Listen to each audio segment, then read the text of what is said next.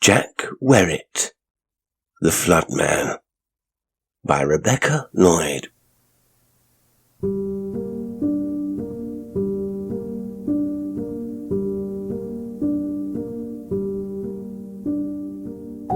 When I waved at the Werrett sisters from the room at the top of the house I'd chosen as my study, their sombre faces lightened slightly, yet they did not come forward to the front door, but stood just outside the low, rusty gate, glancing from time to time behind them across the frozen marsh. I thought I'd settled everything with them at our first meeting and wouldn't have to speak to them again until the week of my leaving. I saw that they had bundles and packages with them, and wondered if they'd brought me extra contents for the house, as apart from its coldness, it was Spartan in every respect, with its tall, thin-glassed windows, and narrow, sloping corridors. When I'd first met the sisters in the café in Stabman's Reach, I noticed that although they seemed keen on the rent money, they were at the same time curiously hesitant about going ahead with the deal. "For how long will you want 'em?" one of them asked me. "Around 5 months," I said. Sorry to be vague. Sorry it's such a short time. "That ain't so much short as long, seeing as we've never let anyone in there before," Marina told me. "This lark is all new to us, you see." I smiled at her. Her sister, Betty, didn't speak, but stared out through the cafe window while she shredded a paper napkin into tiny strips and dropped the pieces into a puddle of tea in front of her. "How about if I stay until the end of March?" I suggested. They did not answer immediately, but gazed at each other across the table, and I had time to study them. Their hair was faded brown and dry, and held together at the napes of their thin necks with coloured hair slides made for little girls. The skin on their faces was wind-roughened and thick, and they squinted, not just, I sensed, as a reflex to protect themselves from the wild weather of the marshlands, but also in defence against a world of strangers, about which they harboured deep suspicions. "Are you going to be in him all the time?" Marina asked, finally, stretching her hand across the table to lay it on top of her sister's moving fingers. "In the house, you mean?" "Will you stop your jiffling, Betty?" "Yes, Miss Wood. Of course in the house." "Dr. Wood," I reminded her. "I'll be out a fair bit taking photographs of churches," I offered, peering at them through the watery light.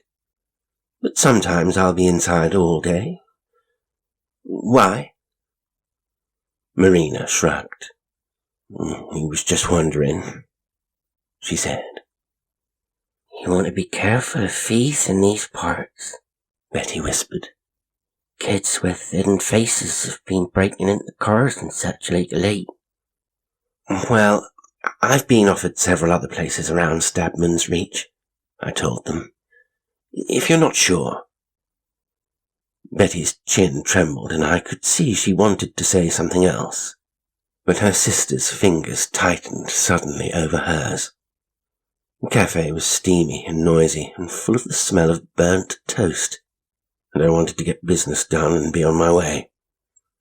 "The only reason we asked was you'll need paraffin for the ears," Marina said quickly. "We can get the paraffin man to go out of the house. At least he might. Depends." I took out my checkbook, and the sisters stared down at it in wonderment. "We don't use them things. We don't do nothing of that sort, we don't," Betty said, glancing at Marina. "Well, shall we draw up an agreement, and shall I get you cash instead?" "No. No agreements wrote down on paper," Marina said loudly. "We're not having anything of that lark." "It wouldn't make any difference if it was wrote or not, Betty muttered. "I would appreciate it if you could tell the paraffin man about me," I persisted, trying to mentally circumvent their curious behaviour. "And just how far is the house from Stabman's Reach?" The sisters looked at each other again. This time for the answer, it seemed. "Couple of mile, no more than that. Not a lot, anyway."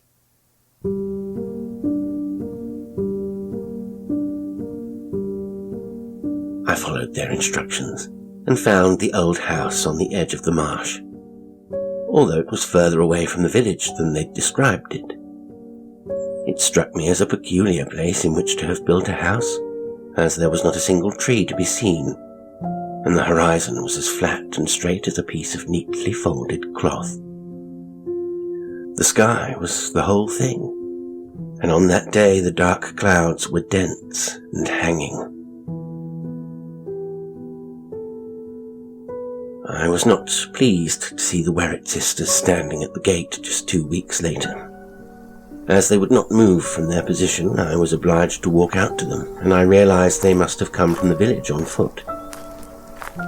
The coldness had cast a white shadow across the marsh for as far as could be seen, and that same sense of whiteness was in the air itself. The women were frozen. "It's bitter out here," I said. "Come inside quickly." "Stingy old weather today," Marina answered, staring over my shoulder at the house. "We come across the Khan, sir. It's worse out there. You been all right so far, Miss Wood?" I nodded and turned sharply back to the house. But on that day it wasn't much warmer inside because wind was booming down the chimneys, making mockery of the damp, stuffy warmth put out by the single, huge and stinking paraffin heater. As I led the sisters into the drawing room with its vast windows, it seemed to me that they were examining every surface. The windowsills, the floor, the skirting boards, and the ornate ceiling. "I haven't damaged anything. I haven't had time yet." "I'm sorry, that was a bad joke," I said, and was startled when they began to laugh quite wildly. "Oh, Miss Wood!" Even from the other side of the room, however, I could see that while they were making the sounds of laughter, their rough, narrow faces suggested they were afraid of something. "What is it you're looking for?" I asked, hoping to sound gentle now and trustful. Marina stepped forward. "He was a bad joke, seeing as you're educated, and educated people don't destroy things. No, we was just looking for water. Sometimes there's water. Has there been?" "Anywhere," Betty put in. "Do you mean, is the house leaking?"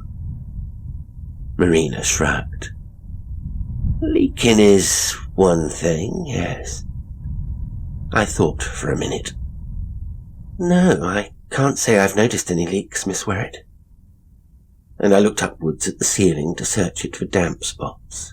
As if suddenly influenced by the women and their concern, I did not trust my own words. "It's really cold in the bathroom, though," I said to prompt them further. "I guess it's to be expected in a house like this that rears right up out of nothing on the edge of a marsh." The women didn't seem to have heard me. "With such frosts and savage winds and no trees for miles," I continued, entranced by their oblivion. "Your card in the newsagent said a quiet house wanted it did, which is why we thought he might suit," Marina said loudly, as if suddenly in attendance of the moment again. "Oh, it does suit, please. Don't think otherwise." "I've heard it's like the tropics in London, palm trees and coconuts and things," Betty announced suddenly. "Someone told me that's been. Holy Tarzan country, according to him." "Don't be so soft," Marina whispered. "Miss Wood will think us ignorant, she will." "Well, it is warmer in London than up here," I told them. "It's Dr. Wood, by the way, but I'd be happy for you to call me Megan." I saw Betty nudge Marina as they stood side by side looking at me, and both of them simultaneously cleared their throats and joined hands. "We don't want to crowd you, we don't, but we're moving in," Marina declared. "Today." The room darkened as they spoke, and I shifted closer to them so that I could look properly into their strange faces. "You're going to do what?" "Our things is by the gate," Marina said. "Betty will step out for them." I laughed. "The idea is I pay you money, and in exchange you let me live in the house alone and undisturbed." "We won't disturb you," she answered. "Do we do? You can tell us to stop, or we'll cook for you and take your clothes to the laundrette, that type of thing." "Keep our eye on everything," Betty added, looking upwards once again. They were perplexing. It seemed they were holding each other's hand for comfort, and I suspected also that Marina was able to control what Betty said that way. "I don't need your help," I told them. "That type of housework takes the whole livelong day. At least in these parts it do, even if it don't in London. And you said you had to work on your church things," Marina reminded me. "And we don't want paying, we don't," Betty said. "What?" "We want to look after you," Marina replied. And she tried a smile that seemed to me cringing and false. "Betty's a good cook. We won't do nothing to get us wrong." As we'd been standing there in the top room, a vicious howler of a wind, worse than the persistent one, had torn across the marsh, and it was as if it had wrapped itself several times round the house and was intent on full entry. "It's rafty out there," Betty whispered. "There's plenty of rooms in this big old house, and we'll be quiet like little mice," Marina said. "You won't even see us if you don't want to." I knew quite suddenly that part of me welcomed the idea of them staying. It was as if all the time I'd spent there so far, I'd been in a strange state of caution. As if I hadn't breathed the air quite normally. As if, in fact, I was trespassing. "You told me when we met that you lived in a council house on the edge of Stabman's Reach," I said, struck suddenly by an unsettling thought. "Can we get our things in now?" Betty asked, staring at me intensely, her wide, whiskery mouth slightly ajar. "But this house is really yours, isn't it?" I asked them, as I was wondering how a couple of impoverished countrywomen could own a 4-story Georgian property of such grandeur. The sisters glanced at each other and nodded hard. "We do own him, we do," Marina whispered. "It's in our family." "Blast me, Miss Wood, can I get our things before that drat wind do?" Betty asked. "The council knows Werrett's own this house, if that's what's bothering you," Marina said, and I saw that she'd intuited my thought. "But they still gived us a place to live far away from here," Betty put in, speaking quickly. "You two are the owners, then?" I persisted. The sisters looked at each other in a curious, hard sort of fighting manner that they must have imagined I couldn't see, and it was that look more than everything they'd said that aroused my curiosity about them mightily, and perhaps it was that alone that caused me to decide. "This is a very odd business," I said, speaking to them slowly. "But go on then, bring your bags in, only remember I've paid you a lot of money, so things had better work out between us."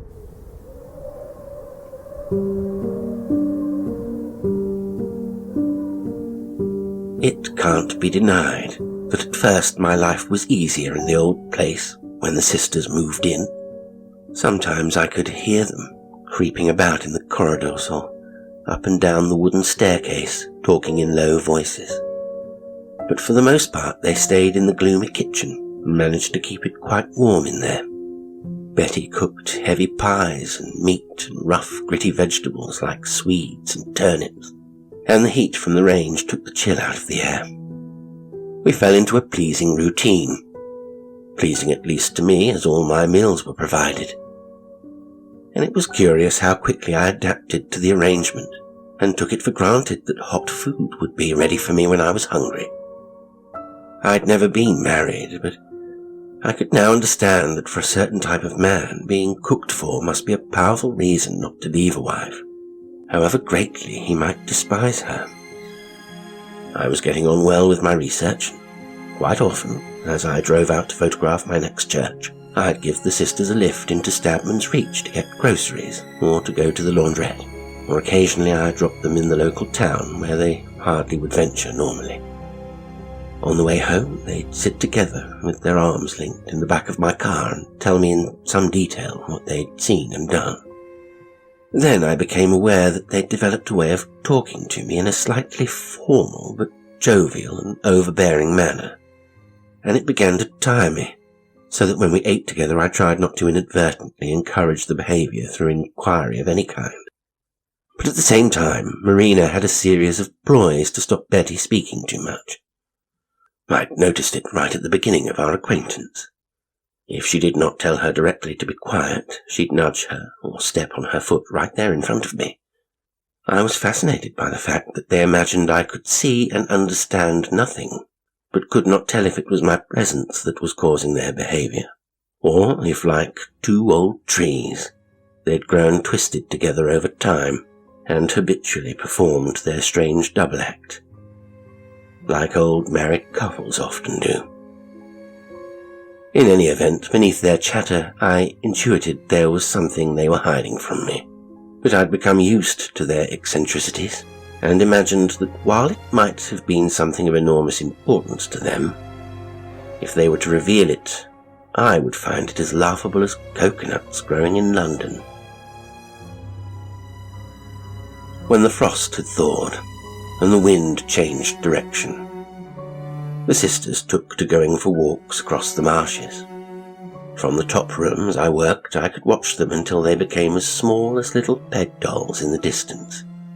And as I was engaged in doing that one morning, a bead of water slid down the wall beside me. And, glistening in the light as it did, it caught my eye. I stood up and looked at the ceiling, but there was no obvious dampness there. And just as I was about to sit down again, I noticed a small, shiny puddle of water on the floor, close to my desk. Again, on searching, I could not find its origins. My workroom was not directly beneath the bathroom, but going up the little flight of back stairs, and opening the bathroom door, I was momentarily startled, as if I'd burst in on someone using it. Both taps were dripping. But after feeling about under the sink around all the heavy pipework, my fingers came away dry. The sisters returned before noon. They'd been down to the reed beds to watch the marshmen at their harvesting work, they told me. Mostly Werrett's down there, Marina said. The reeds is for thatching. Your family of thatchers? No, Miss Wood. Marshmen. So marshmen cut the reeds then? She nodded. Marshmen do plenty of things. To do with water, that is. Betty nodded too, and then began to bite her bottom lip.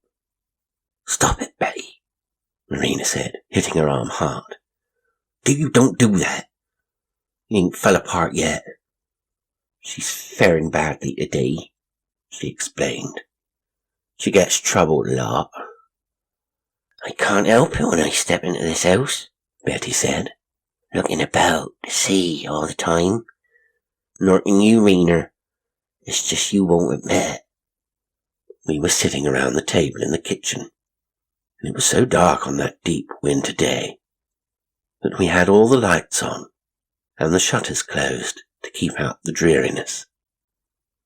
I hesitated to pry into their business, and I got the impression they didn't expect me to pursue the conversation, so I changed it.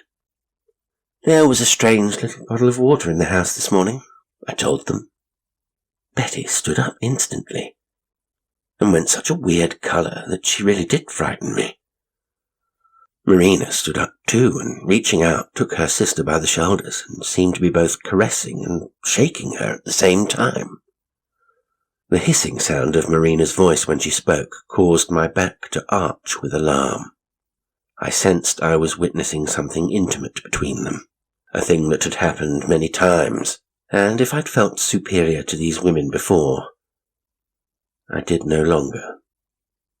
Rather, I began to feel a slowly creeping dis-ease in their company. Then, as if suddenly coming to, Betty pulled herself away from Marina and stared at her. "Told you so," she said. "What's going on?" I asked them. "You were on the lookout for water when you first moved in here, remember? That's why I let you know about it." "Waits till we go out," Betty said. "Then you get in and do it." I could see that Marina was struggling to stop her sister talking so that the pretense of normality could be re-established. But I've become determined now to make these women speak to me candidly. "Who waits till you go out, Betty?" "Don't take no notice of her. She's a real spluttergut," Marina said quickly. "Has been since a child." "It's time you both levelled with me," I answered. "I'm getting tired of your weirdness." "Where was he?" Marina asked, craning her neck forward as if to inspect me. "What? The water, you mean? Upstairs by the table I'm working at." Betty sat down again and pulled her slide out so that her wintry brown hair fell forward and partially hid her face. "Don't think we can now," she whispered. "Look after you." "We should stand up to him," Marina said. "About time we did." "You mean deal with the water problem?" I asked, and my growing frustration at their refusal to confide in me must have shown in the tone of my voice. I wiped it up. "Do you want to see where it was?" "Seeing the place won't help," Betty said. "So you don't care? If this house was mine, I'd want to know." Neither of them responded. Marina sat down beside her sister and began to fiddle with the little pink heart-shaped hair slide. "You know, you're the strangest couple of landladies I've ever met. And I'm not sure that things are working out. You make me think this house really isn't yours to let out in the first place." They looked up at me, startled and angry, and Betty's eyes glinted through her veil of hair. "It does belong to us," she said. "But there's a certain Werrett man that's our uncle who thinks it belonged to him, he do." Marina turned slowly towards her sister, and reaching out, took her hair from her face and, shushing her the while, put the hair slide back in carefully. I was pleased with most of my photos, even though the light was sometimes difficult to work in. I had some dramatic pictures of churches with round towers. There was one in particular I intended to visit again because I suspected that the west wall of the nave was from Saxon times, and that it did originally have a round tower. I'd seen a lot of Saxon stonework, sometimes hidden away within the complexities of the churches I'd visited, and I'd found a lovely Saxon doorway into the church at St. Lucas. The sisters had made themselves especially scarce since their confession that they were in dispute about the house with one of their male relatives, and I decided not to press them about it. Should some Werrett man loom up and disrupt our arrangement and I had to leave, I'd move into the little hotel next to the doctor's surgery in the local town for the remainder of my stay. I decided also not to tell them about the damp patches I was finding from time to time on my bedspread in the room in which I slept, as I would return later only to discover that they'd dried out completely. It took me a while to realize that I only found dampness or beads of water or small puddles on the floor when the two of them were out. As queer as this was, as my work progressed, I was more and more inclined to want to stay put as the house was in a perfect position in relationship to the villages and churches that were of most interest to me. I hadn't forgotten, either, Betty's response the first time I told them about the puddle by my desk, and I did not want to witness that hysteria again. As the weeks passed, the women were spending more time outside the house than in it, and I had begun to notice that before their departure they would gaze at each other, and I could not rid myself of the impression they were transmitting unspoken thoughts, a notion I found so unsettling that each time they did it, I felt my stomach tighten in response. Although they revealed little about themselves, I gathered that they'd lived in the house as children, and that it had belonged to a relative who had come upon good times, as they described it, quaintly. Often, when they left the house, they took a basket with them, and I supposed they were taking food down to the reed harvesting. Usually I felt nothing but relief to be without them for a while, as by now there was something shiny and suspicious about Betty's face all the time, as if she was constantly on the verge of tears or fury, and I was sick of the sight of it. But one clear and cloudless morning of some beauty, I discovered quite suddenly as I gazed after them that I didn't want to be alone, and I startled myself terribly with the realization. I stood up quickly and walked to the window. My impulse was to run after them. I felt bereft, and the closest I can remember to such a feeling before was when I was a child, and I nearly lost my mother in a crowd. In this unsettled mood I walked through the house, opening doors and briefly looking into shadowy rooms. I thought I'd head down to the kitchen and stay in the warmth there and wait for them. If they were going to the reed beds again the following day, I intended to ask if I could join them. After all, it would be interesting to meet members of their family, which I'd come to understand was a huge and straggling thing with quite a lot of doubt about the exact nature of the relationships between some of them. On the way down the stairs, I stopped.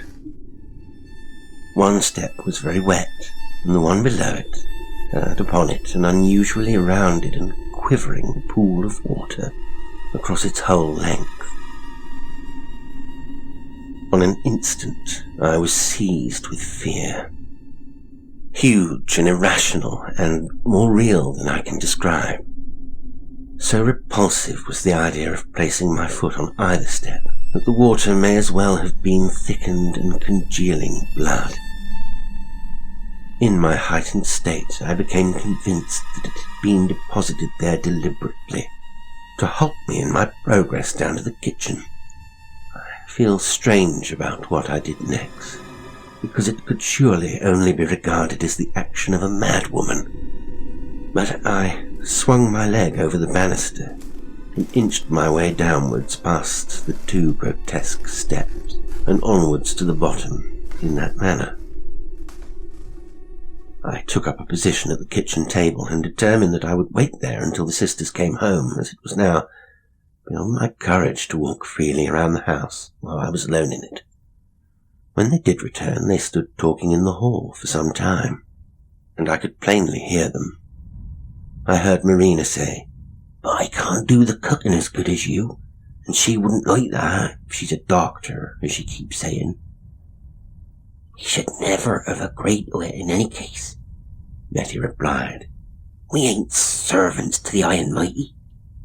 "Oh, I don't mind her. I don't. She don't know no better. At least she ain't nasty particular. She couldn't learn me nothing, even if she is high learned. Don't go, Betty. Please don't leave me in here on my own." "I can't stay, Rainer. I'm Dilford. Every time I walk round a corner or into another room, I'm all on a dudder just in case." "I know you're only afraid, but we did agree. That's a lot of money, so it's worth that." "Blast the money, Rainer. I can't set my 2 eyes on him, but I'd be dead, I know it. It's different for you, being a favourite of his." Now I could hear them coming nearer, and I prepared myself as best I could. I took in a couple of deep breaths and exhaled slowly through my mouth. Marina came in first. "Oh, Miss Wood, you give us a fright," she said, and as she had so often done before, she parted her lips and displayed her goat-like teeth in an unpleasant parody of a smile. Betty, however, said nothing in greeting to me. Instead, she gazed into my face with unashamed intensity, and after a few minutes' hesitation, sat down opposite me and began to frown. "Kettle's hot," I said, and could think of nothing else to follow it with. "Stop gorping at Miss Wood, Betty. What's the matter with you, putting on parts like that?" "Look at that face," Betty whispered. "Something's happened." "Don't mind Betty, Miss Wood. She's as dizzy as they come. She talks a load of squat." I put my elbows on the table and my face in my two hands to hide from Betty's gaze, but it was far too late for that. "You came up against him," Betty whispered. "You saw he, and he saw you." Where I thought I might find some simple human companionship and solace, the women had done nothing but increase my fear. I stood up, I think, and stared at each of them in turn. "He! You call everything he! The doors, the windows, the chairs, the tables are all he! Which he are you talking about now?" I shouted. The sisters looked at each other. "She don't know, Betty," Marina said. "The poor lamb hadn't worked it out." For once, Betty took command of the situation. "You best come outside with us," she whispered.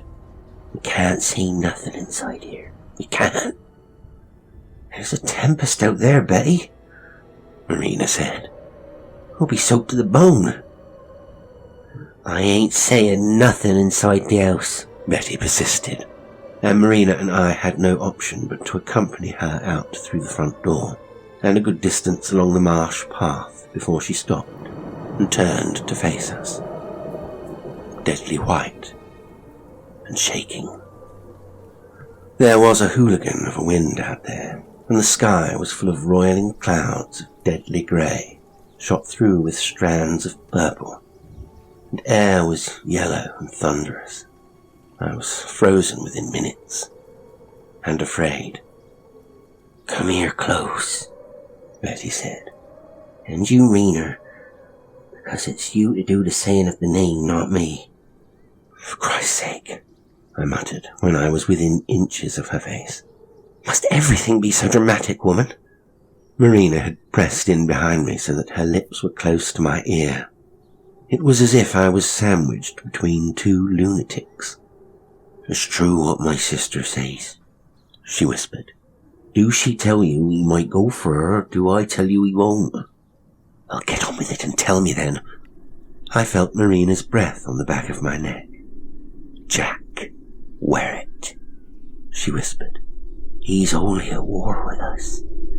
He thinks he owns the house, but he don't. We do." "Rena will cook for you," Betty said. "She don't cook as good as me, accordingly to her, but I ain't going back in there now the name is out.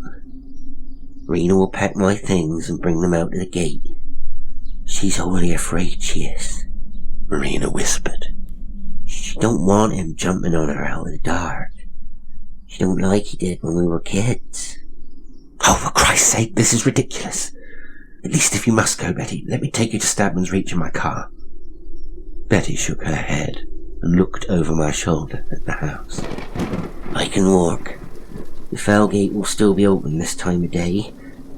I should never have come here in the first place." "Why did you? I was happy on my own," I said. We turned then and began the walk back to the house. As we approached, every window glinted in the light, and images of moving clouds showed upon them strongly. "It was Rena's master's plan to come here. She got it into her head you'd be better off with us to watch over you." "Do you have to do everything together, though?" I asked. "We mostly always have," Marina said. "It's never been taught out of us." As Marina and I walked into the house, I glanced up at the staircase. In the shadow-filled light, I could not see if the 2 steps were still wet, but not being inclined to loiter about in the proximity of the stairs, I headed for the kitchen while Marina packed Betty's things and took them out to her. I was close to finishing my research, and because of all the queer and hysterical stuff that had gone on, I was considering leaving too in a week or so. When Marina came down to the kitchen, she put her finger to her lips, although it had not been my intention to speak at that moment anyway. "Don't mind Betty," she said. "She's a dansy-headed morsel, and she do run on, and that's a fact. When I took her bags out, I promised her I wouldn't say that name inside the house, so nor must you, mind, not even once. And if you ask me, it's best not even to think about it." I shrugged and stood up to make us some tea. "It must be hard for you sometimes, having such a nervous sister. I've got a difficult one as well, so we're similar in that respect. Look, now Betty's gone, I need to tell you about something odd that happened to me this morning. We ain't the least bit similar, Miss Wood, we ain't. Nobody's like the Werretts. Nobody but the Werretts themselves," I said, attempting to smile at her. "Listen, Miss Wood, I'm wholly frazzled myself. It's not easy being here, so don't tell me no stories. I ain't in the mood to hear them." Her narrow face was skull-like and white, and the darkness of her eyes unsettled me. But I did not look away. "Okay then, I was going to ask you something else as well. If I were to take a day off work tomorrow and you're going to the reed beds game, could I come too?" "What? Not working, Miss Wood?" Marina said, and she put a sly emphasis on working. "Do you come?" she went on. "You'll just get cold, and there ain't nothing down there to see besides a lot of men and reeds. Howsomever, I suppose there's no harm in tourists seeing what real work is. Yes, Miss Wood, all right, you can come, although it's a tidy step it is." Being with Marina in the quiet gloom of the kitchen made me feel calm once more, and it was as if my episode of fear was some freak occurrence that no longer mattered. I was left now with an itching curiosity about the lives of these women, and what it was that caused them so much dread. I put a mug of tea on the table in front of her. "So will he be working there in the reed beds?" I asked eventually. She did not answer me immediately. It was as if I had said something so repulsive that she was unable to draw breath into her lungs properly. "Sorry, I was being nosy," I said. "It was just something to say." "Well, which is it? Are you curious or not curious?" she asked, suddenly very still and solemn. "Since I've learned he's involved in a dispute about this house with you, I have been very curious, yes." "You don't see it, do you?" she whispered, squinting at me as if I was some low, verminous creature.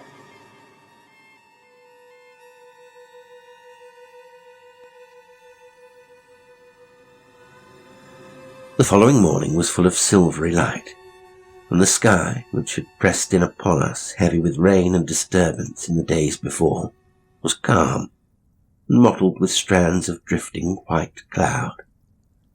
It was a fair walk to the reed beds, but if for no other reason I was pleased I had gone with Marina because her mood shifted from one of solemnity to a cheerfulness that I could see for once was perfectly genuine. She asked me questions about London, how many people lived there, what kind of work they all did, and whether there really were coconuts growing in the city. We came finally to an estuary inlet, where a small knot of men, mostly elderly, were scything down the dry reeds and stacking them on the bank in what Marina described to me as sheaves. For a while the men did not acknowledge us as we stood watching them, Marina with her arms folded, and I with my hands in my coat pockets. Eventually, one of them looked in our direction and nodded briefly. "She's come down to make sure you're all doing your work proper, Tom," Marina said. "Betty's took off?" he asked, wading through the water to the bank. "Scattered yesterday," Marina said. "She wouldn't bide there longer." "Well, ain't that caution?" he declared, keeping his eyes steadily on my face. I sensed that the small gesture he made to Marina with the side of his mouth and the quick movement of his eye was understood by her instantly, and once more I was under the impression that thoughts were transmitted between the two, as it had been with Betty. "This is one of my uncles," Marina explained. "He knows a deal more than me about certain things, he does. She's wholly curious, Tom. Betty made such a business of it, couldn't do it quietly." "So, what have you told?" he asked her. It was as if the question, even though spoken in no more than a whisper, was heard by the other men as they came through the water and formed a silent group around him. "Nothing proper," Marina said. "I thought you could tell about some of the miracles and marvels, seeing as you're his generation and was witness to things a mite more than me and Betty ever was." Tom nodded and took some time to inspect my face in great detail, and I, in response, tried not to look down or blink. And then, as if dragging something heavy upwards that had for a long time lain rotting on the earth, he began to speak. "We don't say the name these days, and it's better that way because it's a rum old do, and that's a fact. But that man can do with water is more than masterous. He done it even as a boy. We all seen it in our time. He can make water rise up. He can make it into shapes, surprising shapes like women and dogs and waves and funnels and spouts. And once I heard he made a staircase out of water, and he climbed up it to the very top, he did, so he could look out into the distance." "I heard that too," one of the other men whispered.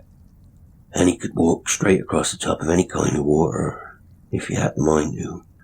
Round these parts, we call him the Flood Man." "And what about that time he made them water horses and had them galloping all over the marsh? He can't have been more than 14 when he done that." I listened without flinching to this lunacy, as I could see the men's eyes watching me with the utmost care, as if they were waiting for me to display my scorn. But I was caught in a strange condition in which my mind did not believe him, but evidenced by the creeping of my skin and the churning of my gut, my body decidedly did.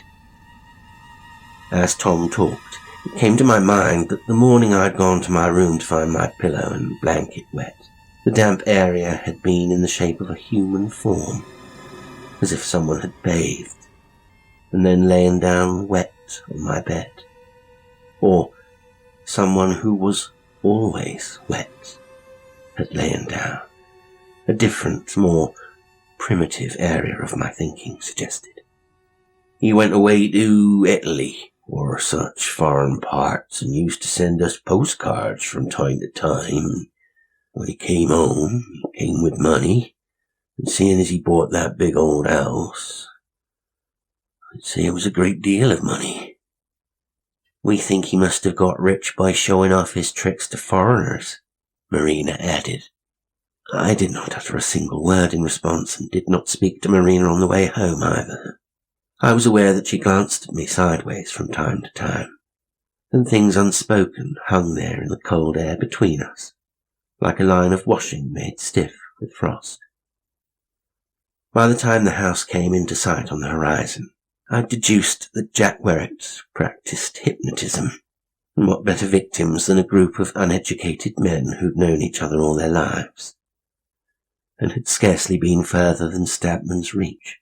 Men who'd managed, beneath their natural male arrogance, to retain the pure innocence and imagination of children.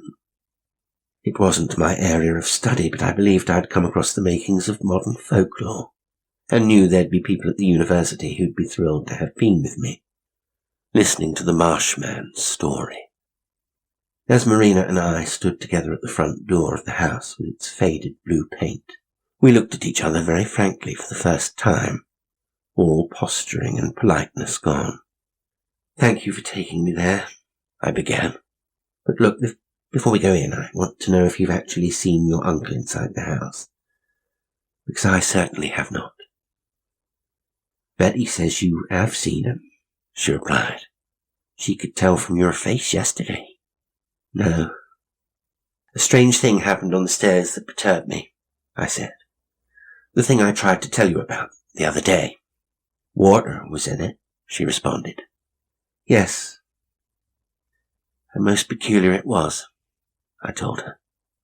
There you are then, she said, opening the front door. You've seen him, like Betty said. It's just you ain't allowing yourself to know it proper. I saw no point in arguing with her.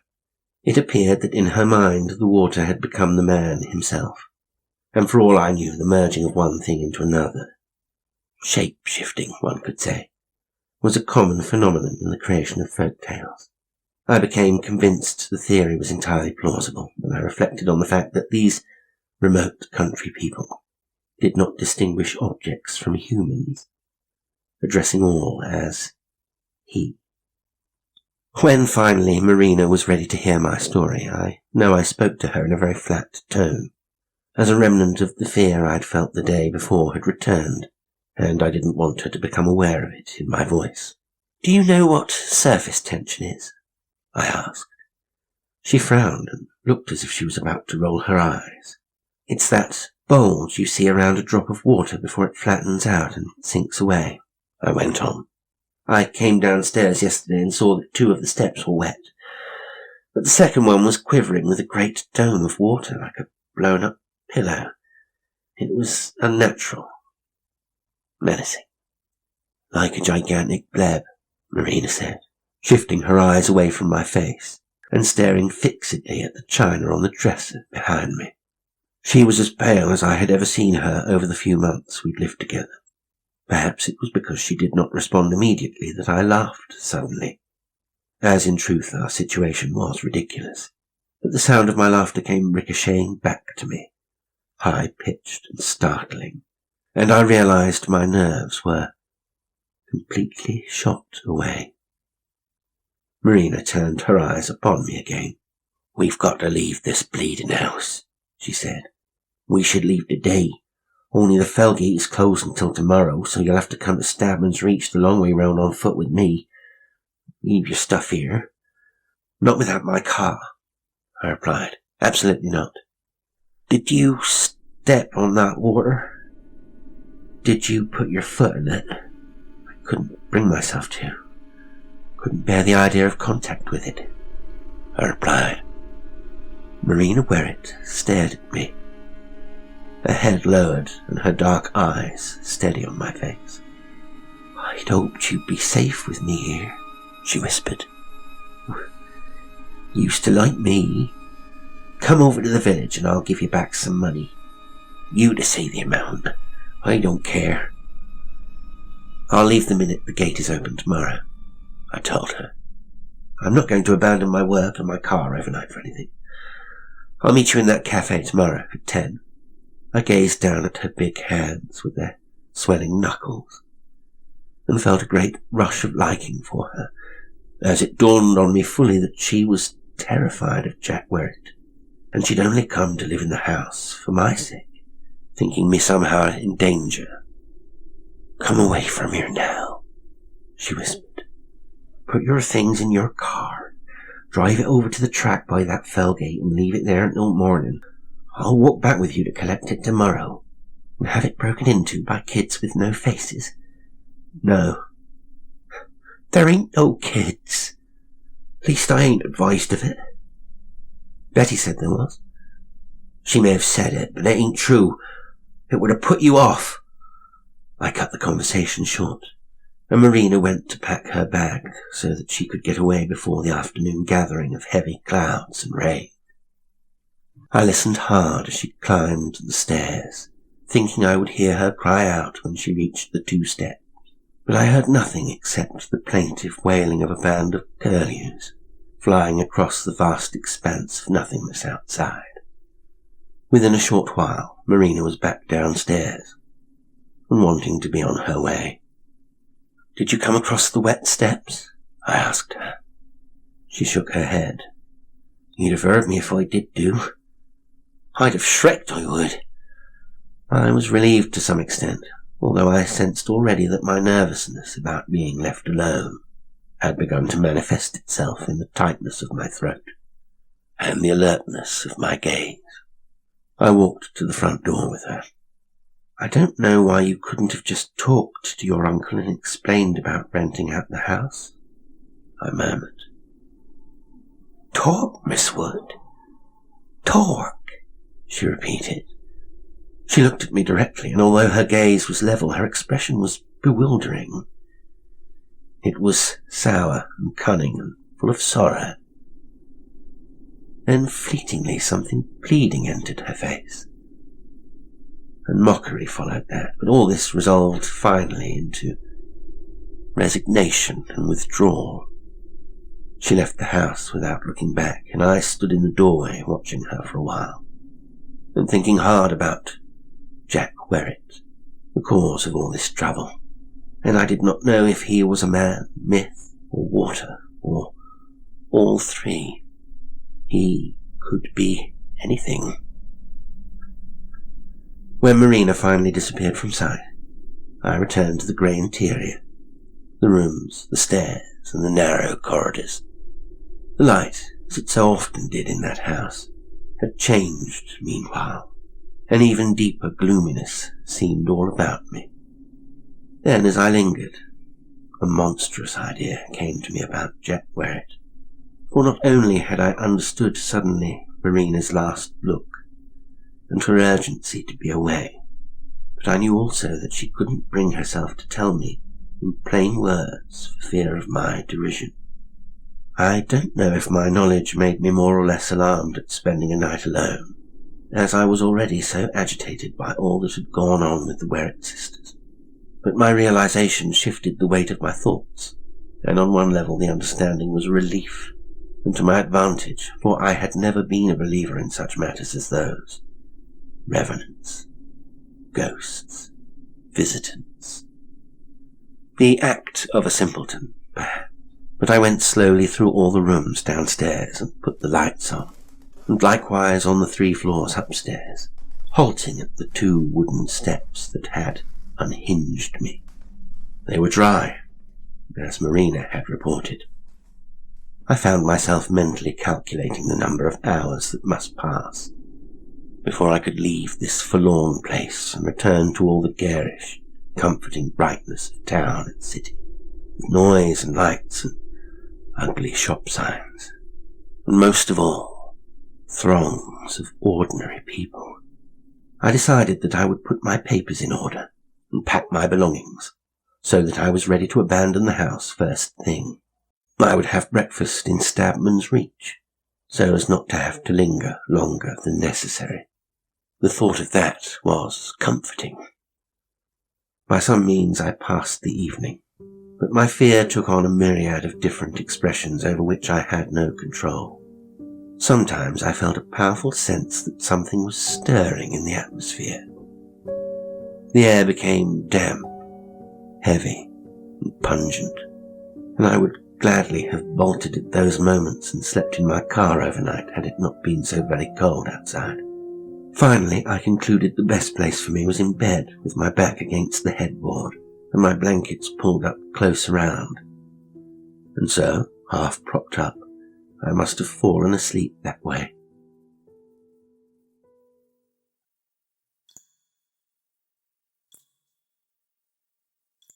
On waking, I was not cold, and there was no noise, and I knew it was no longer night. There was light enough to see, but what I could see was senseless in the extreme. For I was looking in detail at the ornate ceiling rose above my bed, its acanthus leaves, bulky and overlaid, some half unfurled. I stretched my fingers up, captured as I was in a state of innocent puzzlement, and felt the deep contours of the thing. And it was true that some of the objects that floated by me looked curiously unsurprising in the small span of time before I understood what had happened. There were sheets of white paper, lapping together and forming a mass. My sweater moved past me, its grey arms undulating as it progressed. There were my shoes, but not close to each other. I could see my towel below me, just lifting from the bed, and the thing that touched my thigh was my open rucksack, with books and my work papers departing from it in a leisurely stream, and sinking downwards slowly. The bedside lamp bobbed somewhere to my left, close to the window, tangled in its cord. 2 linen antimacassars with crocheted borders moved past me like strange sea creatures. Curtains had lifted and were spread across the surface of the water close to the ceiling, so that I could clearly see out through the window below them, and it was sight of the world outside that brought my situation fully to me, along with a noise that I knew had begun in my head, a kind of rhythmic, half-animal pleading. I was going to drown, should the water rise higher. I placed the palms of my hands on the ceiling and pulled myself across the room towards the window and the light, and on doing so I looked back and down and saw that the bedroom door was closed, and I am not so strong a swimmer that I could imagine reaching it and opening it. I was searching for something heavy. I was now close to the window and directly above the ugly kidney-shaped dressing table, and there I spotted my precious laptop glinting square and silver below me. I was afraid to swim downwards and have my whole face in Jack Werrett's water, but there was nothing within my reach that I could break the window with, and my fists and feet had no effect at all on the glass panes. I went down, pushing my body through the water hard with a trembling lungful of breath, barely enough for the task, yet I did reach the dressing table, and came upwards, clutching my laptop to my chest. I knew the water was getting higher as I surfaced again close to the window. I could scarcely keep my nose and mouth in the air that remained, and I was coughing heavily. I know I thrashed at the window pane repeatedly before I managed to break it, and by this time the noise in my head was fully animal and howling. Even so, as I worked, I remembered being in the drawing room with the Werrett sisters, looking upwards at the ceiling for damp spots, and the terrible realization that they had understood all along what could happen here came to agonize me further as I struggled, even with the window well and truly broken so that only jagged shards of glass were left around the perimeter. Water would not flow through. My face was now dangerously close to the ceiling, and with all my might, I punched with the soles of my bare feet at the resistant water within the window frame. I had no regard for the distance I would fall should I break through, and curiously in my hysteria, I thought of creatures like pond skaters, for whom the surface of water is as solid as land is to humans. When finally I felt the surface tension give way, I was not ready for the force with which my action propelled me through that window. I plummeted downwards within a rushing spout of water, and landed wretchedly on the frozen ground. The only warm thing I could feel was blood flowing from gashes and cuts on my legs and arms, but I was free. I began to feel the first inklings of elation. I was freely bleeding, I knew, but I was, at last, also bleeding free. I turned my head slowly, and my car was out there, beyond the rusty gate, where the Werrett sisters had stood and gazed up at me on the day. They arrived to protect me from the floodman.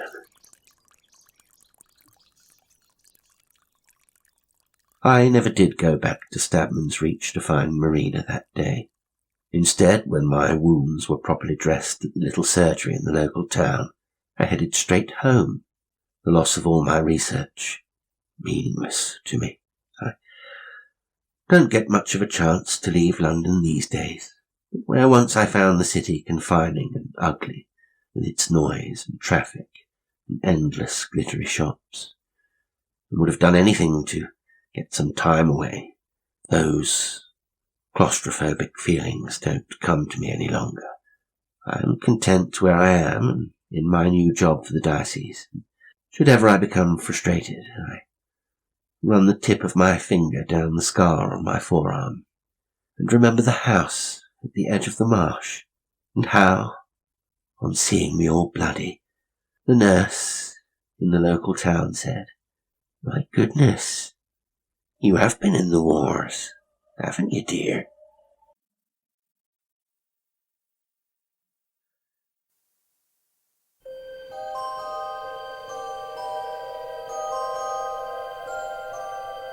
Today's story was Jack Werrett, the Flood Man.